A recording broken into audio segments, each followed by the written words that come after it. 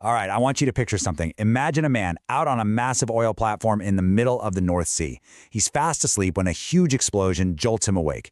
His entire world is on fire. He scrambles to the edge, the flames right at his back. And 30 meters below him, the dark, freezing Atlantic Ocean. He has a choice, certain death in the fire or a terrifying leap into the complete unknown.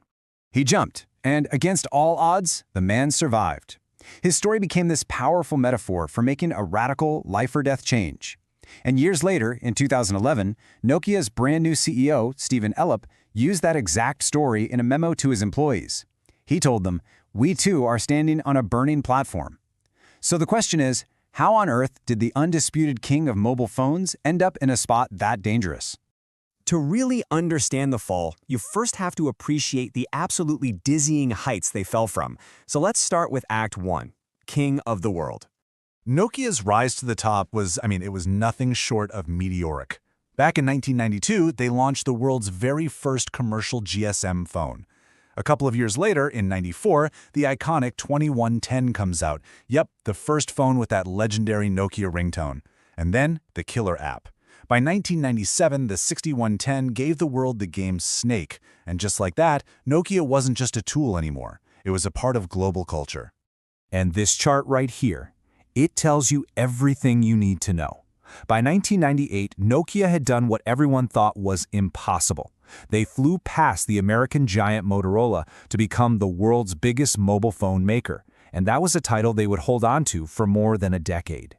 Look, they didn't just sell phones. They created legends. Phones like the 3310 became these cultural icons, They're famous for being practically indestructible. This one model alone sold around 160 million units. It was a symbol of reliability, of Finnish engineering at its absolute finest. By the third quarter of 2007, Nokia wasn't just leading the market. They were the market. They had a staggering 48.7% of the entire global smartphone market share. Just let that sink in for a second. Nearly 1 out of every 2 smartphones sold anywhere in the world was a Nokia. That is absolute dominance. But you know how these stories go. Right at the peak of their power, new fires were being lit that would eventually threaten to burn Nokia's entire kingdom to the ground. And that brings us to Act 2, the game changers. 2 dates, 2 explosions that just shook the industry to its core. In 2007, Apple launched the iPhone, and just 1 year later, in 2008, Google released Android. As CEO Stephen Elop would later write in that famous memo, "The first iPhone shipped in 2007, and we still don't have a product that is close to their experience." Ouch.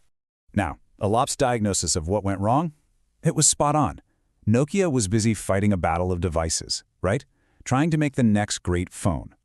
But Apple and Google, they had started a war of ecosystems. The entire rulebook had changed, and Nokia was still playing by the old one. And you can see that war playing out perfectly right here. On the left, you've got Nokia's Symbian OS. Now, it was powerful for its time, but it was a product of an older era. It was complex. The menus were clunky. And on the right, you have Apple's iOS. It was revolutionary. A simple, beautiful, intuitive grid of apps that literally anyone could figure out. It wasn't just a better phone, it was a completely different and better experience. And the problem with Symbian, it ran deep. Under the hood, it had become this unmanageable mess. As one source put it, the code was so tangled that if a coder changed something in the right arm, she did not know what would happen to the left toe. Can you imagine? It was a developer's worst nightmare. This chart shows you the fatal consequence of all that complexity.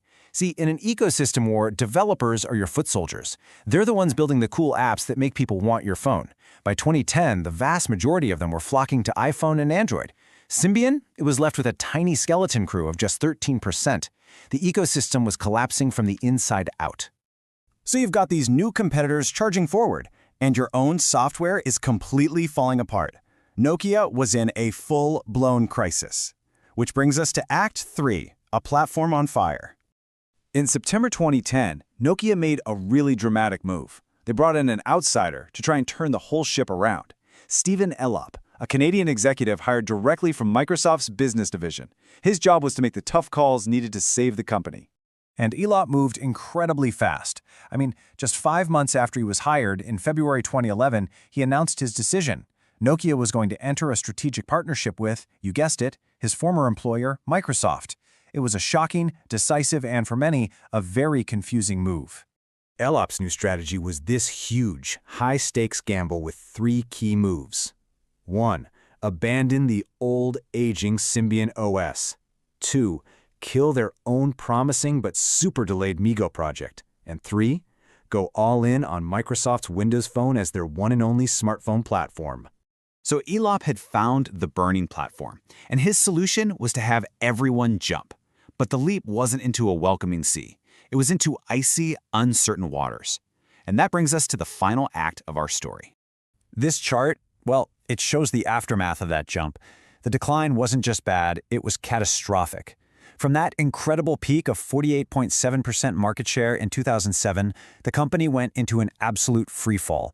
By the third quarter of 2012, just over a year after launching their first Windows Phone, Nokia's smartphone market share had collapsed to a mere 3.5%.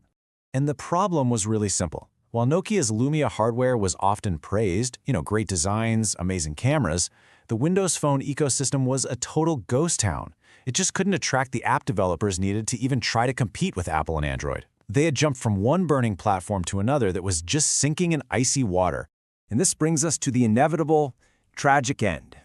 On September 3rd, 2013, the unthinkable happened.